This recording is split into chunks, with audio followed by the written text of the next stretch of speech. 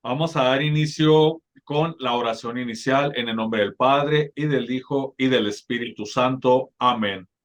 Oh, más honorable que los querubines e incomparablemente más gloriosa que los serafines, tú que sin mancilla diste a luz al Verbo Dios, verdaderamente eres la Madre de Dios, te engrandecemos, pedimos enmudezcas todo espíritu que nos quiera distraer del mensaje que tu hijo Mauricio Saeta nos trae el día de hoy para evangelio y propagación del mensaje de tu hijo Jesucristo. Amén. En el nombre del Padre y del Hijo y del Espíritu Santo. Amén. Mauricio, pues antes de dar inicio concretamente a los aspectos que tenemos preparados el día de hoy, no sé si te parezca un minuto o dos dar una respuesta general, nada más así muy somera, a lo que ha ocurrido en las últimas 48 horas en YouTube, donde a favor y en contra hubo comentarios de lo que tú tan acertadamente nos compartes sobre lo que está ocurriendo en Israel, todo con sustento bíblico, nada es inventado. Nada más el planteamiento sería, ¿qué, qué invitación puedes hacer para las personas que sobre todo les haces ruido?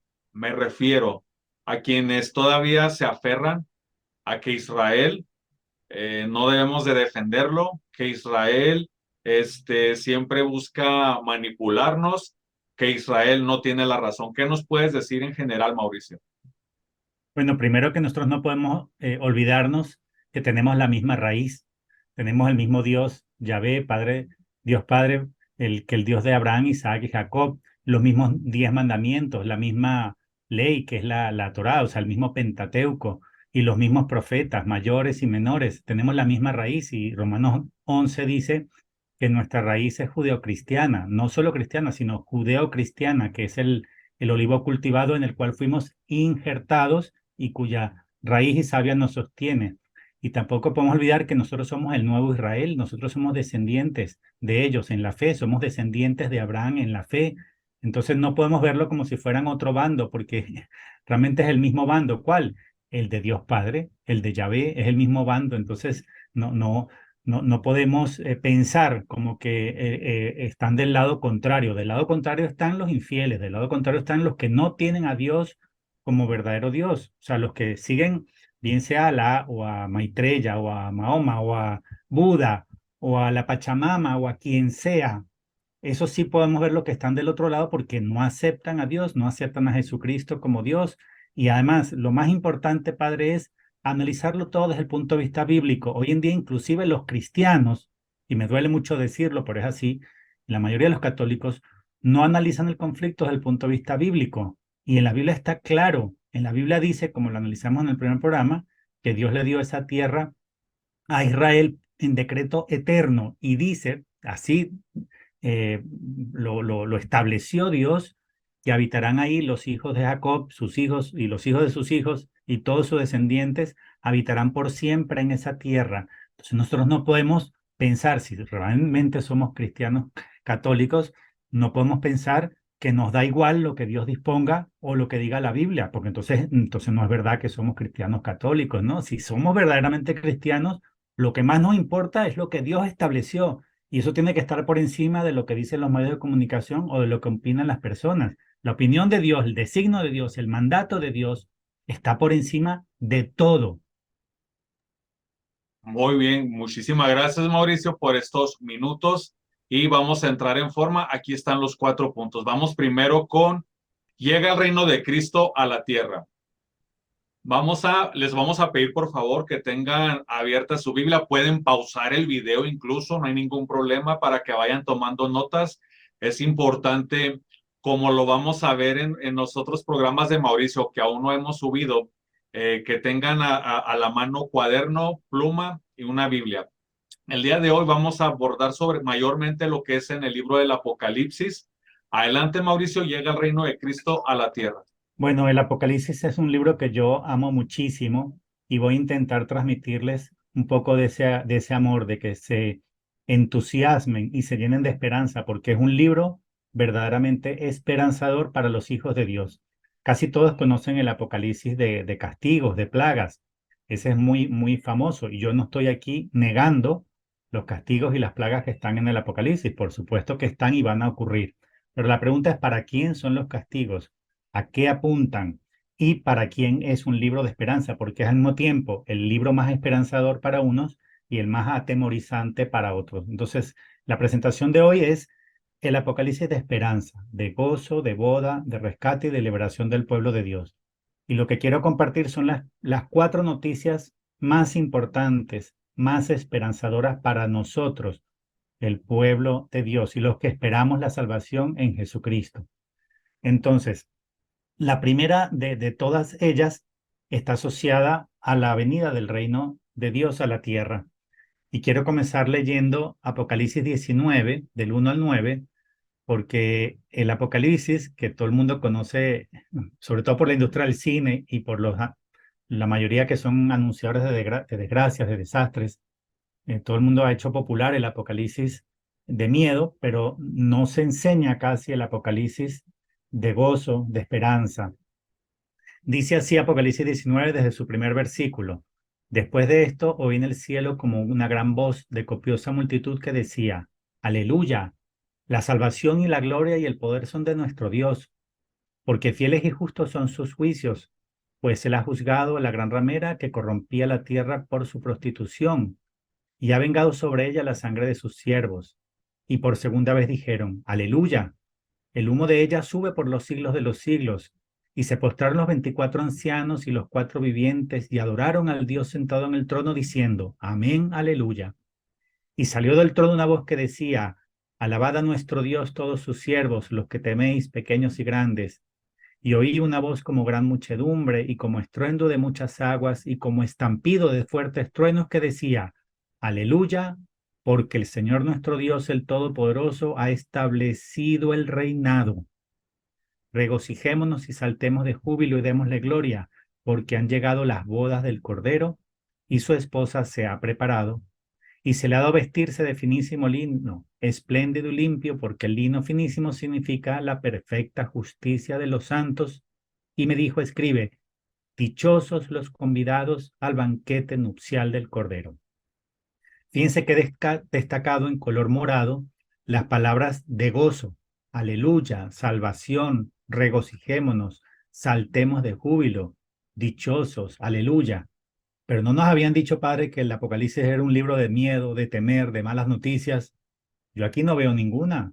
Por lo menos para el pueblo de Dios, para el que espera ser rescatado por Jesucristo, todos son aquí en este texto, en estos versículos, son palabras de gozo y buenas noticias que están resaltadas en color verde claro y en color verde oscuro. Por ejemplo, la gloria y el poder son de nuestro Dios. Ha vengado sobre ella la sangre de sus siervos. Han llegado las bodas del Cordero. Dichosos los convidados al banquete nupcial. Son buenas noticias, pero la más importante la destaqué en color verde oscuro, que dice así, el Señor nuestro Dios, el Todopoderoso, ha establecido el reinado.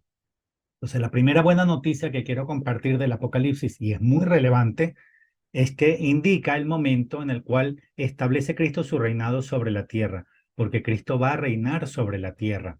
Y lo voy a complementar con otras dos citas también del Apocalipsis. En Apocalipsis 11:15 establece el momento en el que se establece el reinado asociado a la séptima trompeta. Y tocó la trompeta el séptimo ángel y se dieron grandes voces en el cielo que decían, el imperio del mundo ha pasado a nuestro Señor Jesucristo y él reinará por los siglos de los siglos.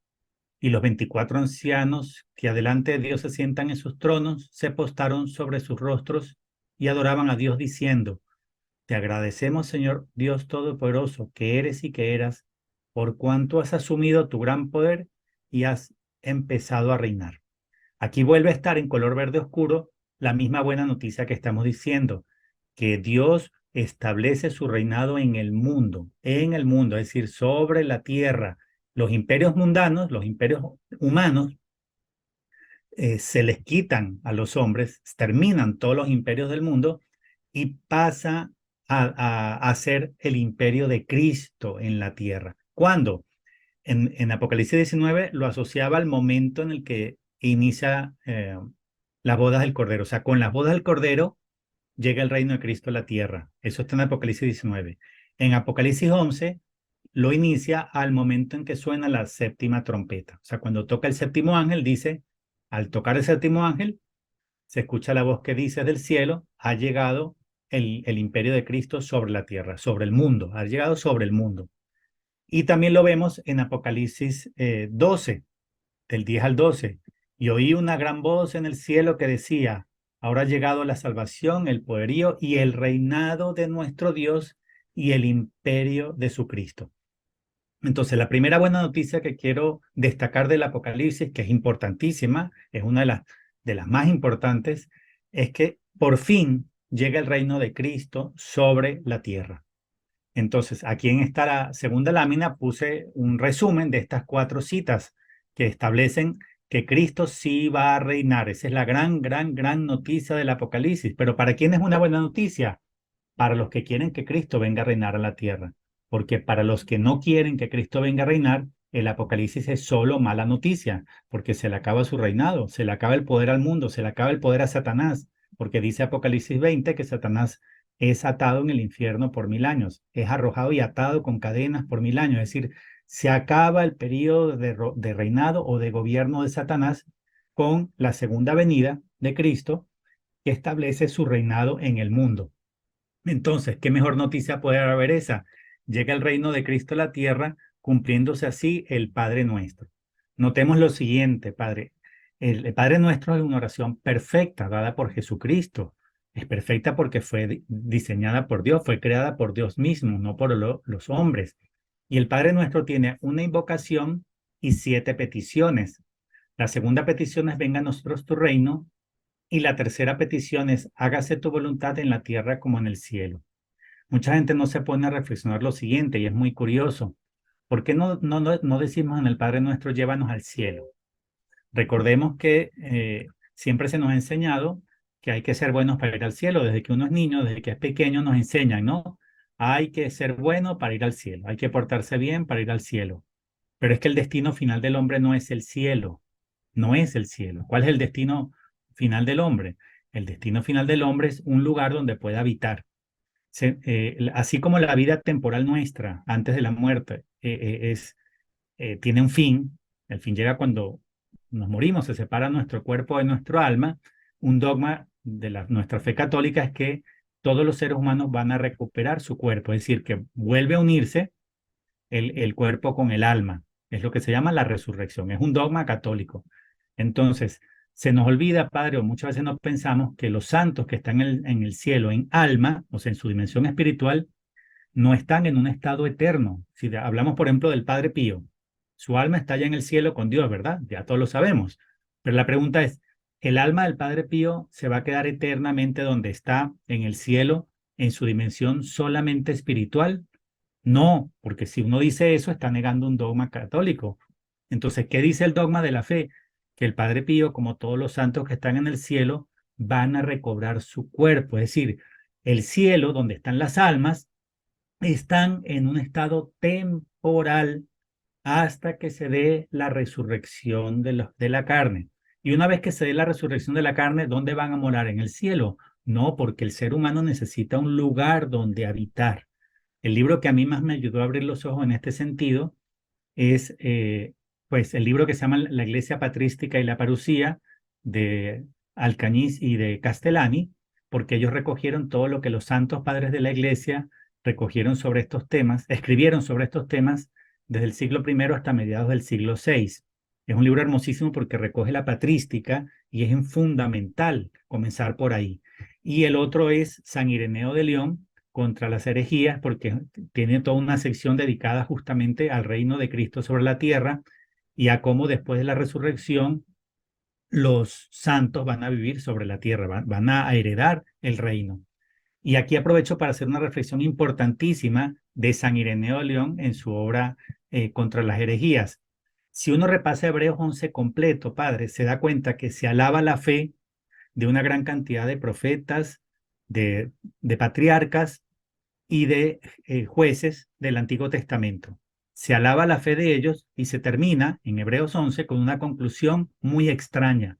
Dice que todos ellos, aunque alabados por su fe, no consiguieron el objeto de sus promesas. Miren qué importante. Por ejemplo, si Dios le prometió la herencia de la tierra a Abraham, Hechos 7:5 dice que cuando murió Abraham no había heredado ni siquiera un pie, la medida de un pie. O sea, Dios le promete toda la tierra de Canaán a Abraham, pero al morirse no la había heredado. Dios se la vuelve a prometer a Isaac y no la heredó. Se la volvió a prometer a Jacob y tampoco la heredó. Pero las otras promesas dadas a ellos tampoco se cumplieron. Por ejemplo, que Esaú y sus descendientes se iban a postrar ante Jacob. Eso no se cumplió. Sí, en la Biblia vemos, en el Génesis vemos lo contrario. Cuando regresa Jacob después de tantos años, él es el que se postra ante Esaú para que no lo mate, ¿no? Por haberle quitado la primogenitura. Pero no se ha cumplido la otra parte de la profecía, que es que Esaú se postrará sobre Jacob, o que los descendientes de Esaú se postrarán ante Jacob. Entonces tampoco se cumplió esa profecía. Y ahí va haciendo ese análisis San Ireneo de León, citando Hebreos 11, y la conclusión final es que todos ellos se murieron sin que Dios les haya cumplido la promesa.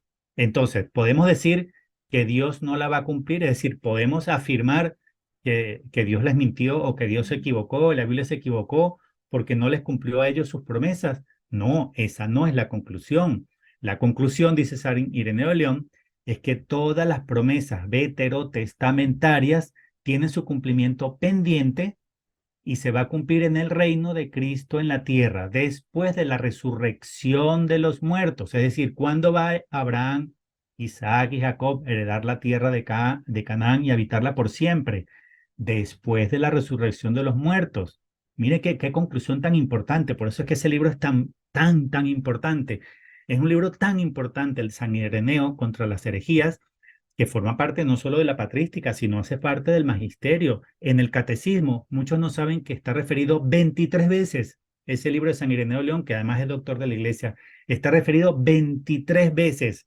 Y San Ireneo nos explica que las promesas se van a cumplir en el reino de Cristo en la tierra, en el reino milenario. Entonces, vuelvo aquí a este tema. Nosotros no pedimos llévanos al cielo en el Padre Nuestro y no podríamos decir que a Cristo se le olvidó pedir algo importante, ¿verdad? Porque es Dios y es una oración perfecta, no le puede faltar nada importante. No decimos llévanos al cielo, pero sí decimos venga a tu reino. Lo que nos pide Jesús a invocar por 2000 años es que el reino de Cristo venga a la tierra y va a venir. Y aquí lo asocio a la segunda reflexión que hace San Ireneo de León en su obra magistral contra la herejía. Dice, Jesús hace una promesa en su última cena. Dice, no volveré a beber el producto de la vid hasta que lo beba con vosotros nuevo en el reino de mi Padre, ¿no? Entonces, eh, ¿qué significa eso? ¿Es en el cielo que se va a cumplir la promesa de que Él va a volver a tomar el vino nuevo con nosotros? No, porque en el cielo no se toma vino, en el cielo no hay uva. El cielo es el reino espiritual de Dios, ¿no? Es un reino espiritual, no es un reino material. El reino material es la creación, la tierra, el mundo, el universo. Entonces, en el cielo no hay vid, no hay uvas. ¿Dónde hay? ¿Dónde hay vid? ¿Dónde hay uva? Pues en la tierra. Además dice Jesús, ¿qué toma vino? Perdón, dice San Ireneo. ¿Qué toma vino, el alma o el cuerpo? Obvia, la respuesta es obvia. En lo que toma vino es el cuerpo. Entonces, si Abraham, Isaac, Jacob, Moisés o el Padre Pío van a beber el vino nuevo con Cristo, significa que lo van a beber en el cuerpo, en el cuerpo. Entonces, ¿qué significa eso? Que ya resucitaron. O sea, lo que está diciendo San Ireneo es que la profecía de Jesús no volverá a tomar el vino nuevo hasta que lo beba con vosotros en el reino de mi Padre, significa que después de la resurrección de los muertos, después de la resurrección de la carne, aquí sobre la tierra podemos beber el vino nuevo con Cristo. Es después de la resurrección. Entonces la eternidad del hombre no es, por eso es tan bueno ese libro, me abrió tanto los ojos, no es en cuerpo y alma en el cielo, por ahí flotando como si fuera un globo de helio. No, el cuerpo necesita un lugar donde habitar, donde caminar, donde dormir, donde subsistir, donde, me explico, o sea, necesita un lugar también donde reproducirse, donde repoblar la faz de la tierra con hijos de Dios. Necesita un lugar físico. Por eso es que no decimos en el Padre Nuestro, llévanos al cielo, porque el cielo es un lugar temporal para el hombre. ¿Cuál es el lugar definitivo para el hombre?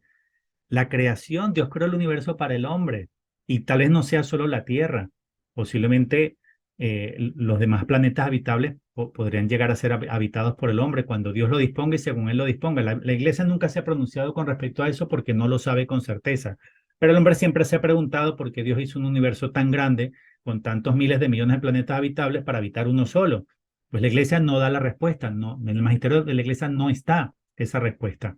Pero es posible que una vez que hayamos repoblado la tierra de hijos de Dios, pues Dios nos dé el cómo ir a otros lugares para habitar otros planetas. Pues en esto estoy elucubrando, pero por lo menos la iglesia no se ha pronunciado ni con dogmas ni con anatemas con respecto a eso. Entonces, en resumen, nosotros pedimos en el Padre Nuestro, venga a nosotros tu reino, porque es lo importante. Lo importante es pedir que venga. Y lo que acabamos de mostrar con estas 4 citas bíblicas del Apocalipsis es que en el Apocalipsis está esa gran noticia, que es que con la segunda venida Cristo trae su reino al mundo. Notemos otra cosa, Padre, y es que en el credo, decimos al final, en el credo niceno, constantinopolitano, en el largo, confieso que hay un solo bautismo para el perdón de los pecados, espero la resurrección de los muertos y la vida del mundo futuro. Muchos católicos no se ponen a reflexionar qué significa la vida del mundo futuro.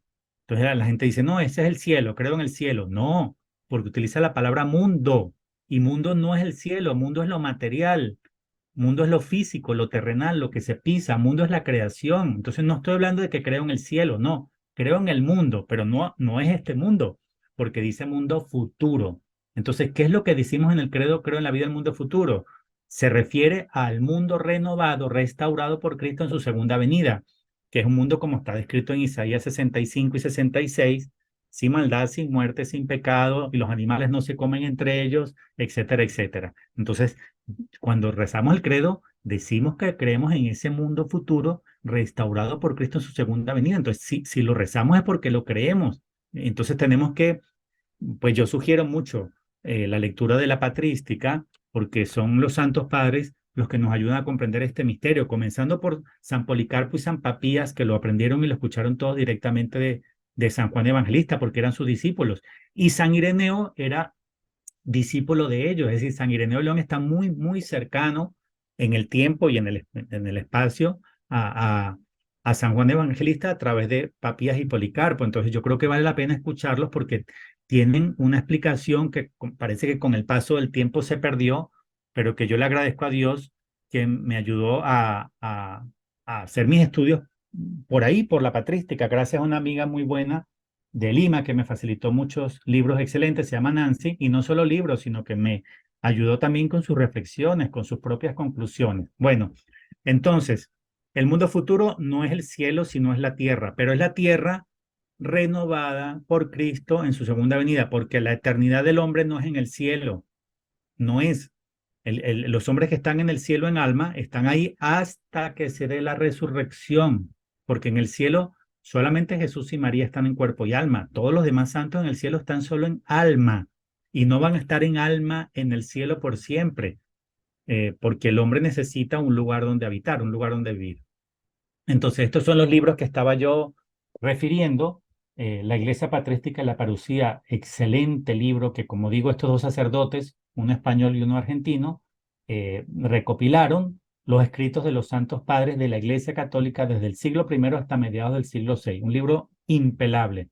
El libro San Ireneo León contra las herejías es un libro maravilloso, maravilloso. Yo también considero que es un libro indispensable para todo el que quiera aprender de escatología y todos los que quieran entender sobre el reino de Cristo que llega a la tierra, según lo vimos en 4 capítulos del Apocalipsis. Y bueno, por supuesto, el Catecismo y el Denzinger, que tienen el resumen y el compendio del magisterio de la Iglesia. Bueno, otro libro que yo recomiendo mucho y que conviene repasar en este aspecto es el libro azul del Padre Gobi, porque la Virgen nos explica el Padre Nuestro y dice que es una oración, pero que también es una profecía, y como es una profecía, se va a cumplir. Como lo dice María en el mensaje del 3 de julio de 1987. Dice así la Santísima Virgen: Jesús, que os ha enseñado la oración, cotidiana oración para invocar la venida sobre la tierra de su reino, finalmente verá cumplida esta oración. Es decir, la Virgen nos explica qué es profecía, el Padre Nuestro es profecía, y se cumple esa profecía cuando llega su reino, el reino de Cristo sobre la tierra, que fue justamente lo que leímos en las 4 primeras citas bíblicas del Apocalipsis que leímos. Y continúa diciendo la madre, reinará, instaurará su reino, y esta creación se convertirá en un jardín donde Cristo será glorificado y su realeza acogida y exaltada como un reino universal de gracia y de belleza, de armonía, de comunión, de santidad, de justicia y de paz. O sea, la Virgen dice que sí va a instaurar Cristo su reino sobre la tierra. ¿Cuándo? Con su segunda venida. Entonces, Jesús se va, cuando en su primera venida, en la ascensión se va al cielo, pero nos deja por 2000 años rezando venga tu reino en el Padre Nuestro, porque nos manda a pedirlo para que termine de venir, para que termine de llegar. Es decir, nos dice pidan que venga el reino para que venga con mi segunda venida.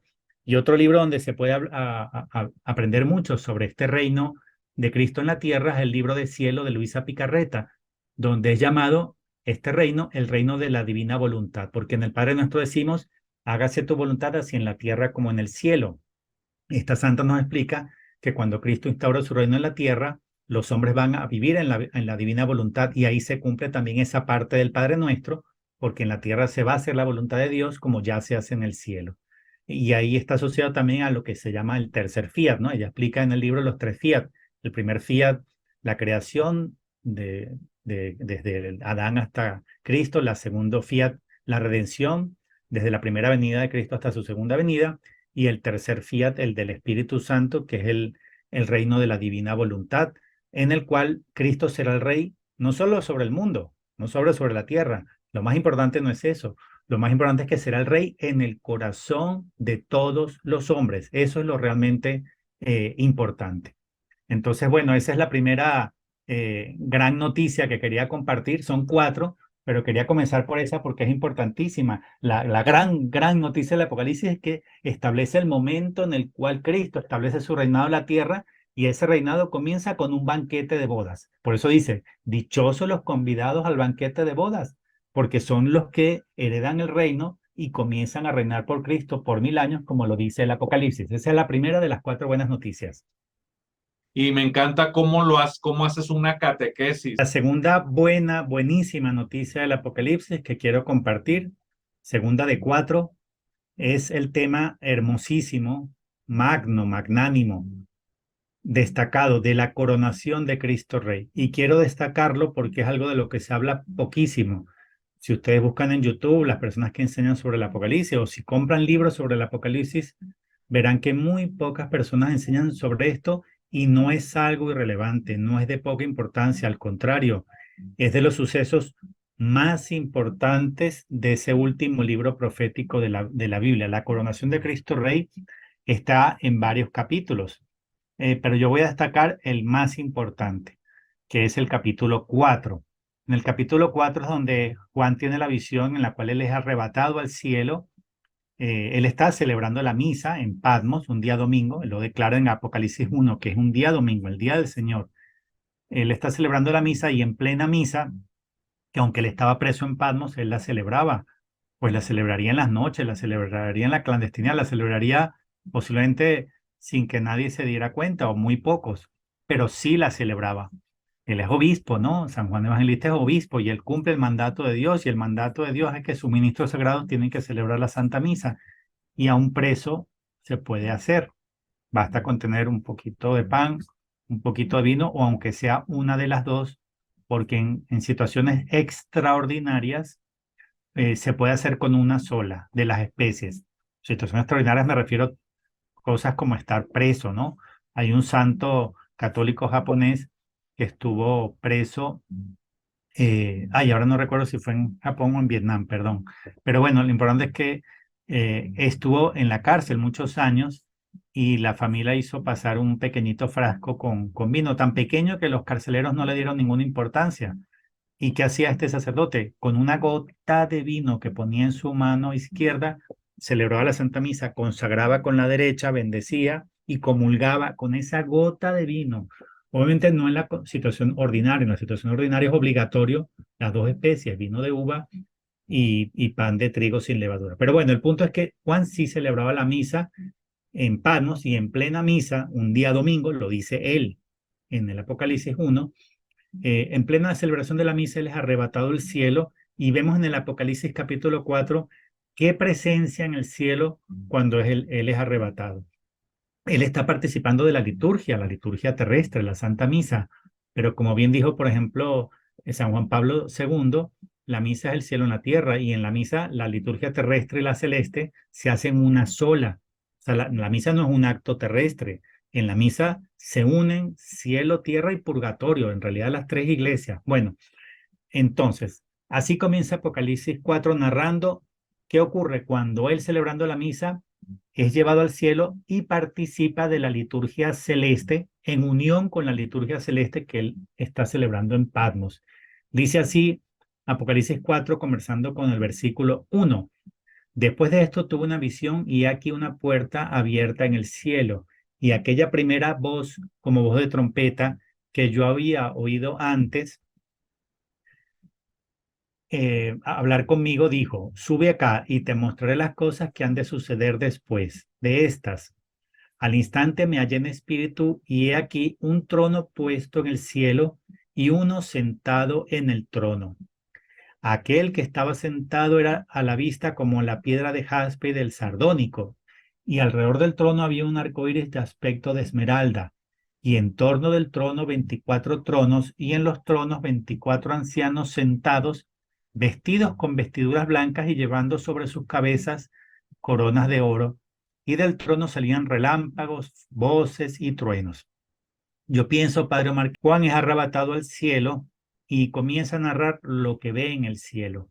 Yo pienso, Padre Omar, que debe ser muy difícil explicar con palabras todo lo que él está viendo. Tal vez no hay palabras para describir lo que ve, pero él lo intenta con palabras, decir, uno sentado en el trono, que era semejante al jaspe, al sardónico, y alrededor del trono un arco iris, como esmeralda, y del trono salen relámpagos, voces y truenos. Él está intentando con palabras reproducir algo que es magnánimo, que es impresionante, que la mente humana no puede llegar ni siquiera a imaginar lo que vio Juan. Pero da algunas señales claves para entender. Ve a uno sentado en el trono, todavía no dice quién es ese sentado en el trono, pero alrededor ve 24 tronos con ancianos y son reyes. ¿Por qué? Porque estos 24 ancianos tienen corona de oro sobre sus cabezas, entonces son reyes. Entonces, vamos a ver, vamos a continuar desde el versículo 9 en adelante para ver qué hacen estos 24 reyes y que queda revelada la identidad de ese uno con mayúscula que está sentado en el trono. Continúa así, versículo 9 en adelante. Y cada vez que los vivientes dan gloria, honor y acción de gracias al que está sentado en el trono, al que vive por los siglos de los siglos, ya parece que es Dios porque dice que vive por los siglos de los siglos, ¿no? Los 24 ancianos se prosternan ante aquel que está sentado en el trono y adoran al que vive por los siglos de los siglos. Pues debe ser Dios porque lo adoran. Si no fuera Dios no lo adorarían. Y deponen sus coronas ante el trono diciendo, digno eres tú, Señor Dios nuestro. Aquí ya queda clarísimo que es Dios, porque lo llama Señor y Dios nuestro. Digno eres tú, Señor Dios nuestro, de recibir la gloria, el honor y el poder, porque tú creaste todas las cosas y por tu voluntad tuvieron el ser y fueron creadas. Entonces, ¿qué hacen los 24 reyes cuando están ante aquel que está sentado en el trono? Dice primero que se postran, lo adoran, pero también deponen sus coronas ante él. Otras traducciones, como la Jerusalén dice, arrojan sus coronas ante él. Esta que están viendo acá es de la Biblia Straubinger. Entonces, ¿qué significa ese gesto de que estos reyes deponen su corona, la arrojan ante el que está sentado en el trono? Pues lo que están diciendo es que el que está sentado en el trono es de una dignidad mayor. Ellos son solamente reyes. El que está sentado en el trono es rey de reyes. Ellos reconocen que son subordinados. Su reinado está supeditado al reinado mayor del que está sentado en el trono, el rey de reyes. ¿Y por qué decimos que es una coronación? Porque eso, lo que ocurre a continuación es lo que se hace cuando se corona un rey. Digno eres tú, Señor Dios nuestro, de recibir la gloria, el honor y el poder. ¿Qué le están entregando? Al que está sentado en el trono, que es Señor y Dios nuestro, es decir, no hay ninguna duda que están coronando a Jesucristo. Dice, porque no tenemos más Señor que Jesucristo, no hay otro Señor. O sea, eh, ninguna otra religión tiene verdadero Dios, ni los dioses de otras religiones son verdaderos. No hay más Señor que Jesucristo. ¿Qué, qué le entregan a Jesucristo? Dice, eres digno de recibir la gloria, el honor y el poder, y lo declaran creador, porque tú creaste todas las cosas y por tu voluntad tuvieron ser y fueron creadas. O sea, a Dios creador le entregan el reinado universal como Rey de Reyes, otorgándole la gloria, el honor y el poder. Es decir, que Juan Evangelista asiste al cielo nada más y nada menos que a la coronación de Cristo como Rey universal, tanto del cielo como de la tierra y del universo entero. Qué maravilla, Padre, esto es elemento central, básico, crucial del Apocalipsis, es de lo más importante del Apocalipsis y prácticamente no se habla de esto, todo el mundo habla de las plagas, de los castigos, de la guerra, de la mis. Claro que todo eso está ahí. Yo no estoy negando en esta pequeña conversatorio, yo no estoy negando los juicios del Apocalipsis, ese castigo que el hombre vive porque lo merece, es una purificación necesaria para salvar tantos almas como se pueda, pero nadie se concentra en esta otra cara del Apocalipsis, que es la de las buenas noticias. Entonces, la segunda buena noticia que quería compartir con ustedes hoy es que Juan asiste en visión profética futura, algo que va a ocurrir muy pronto, y es que Cristo va a ser coronado como Rey universal, como Rey de Reyes. Ya es Rey en el cielo, claro, claro que ya es Rey en el cielo, pero Él no solo va a ser Rey en el cielo, Él va a ser Rey en el cielo, en la tierra y en el universo entero. ¡Qué maravilla! ¡Qué tremenda segunda buena noticia, Padre Omar!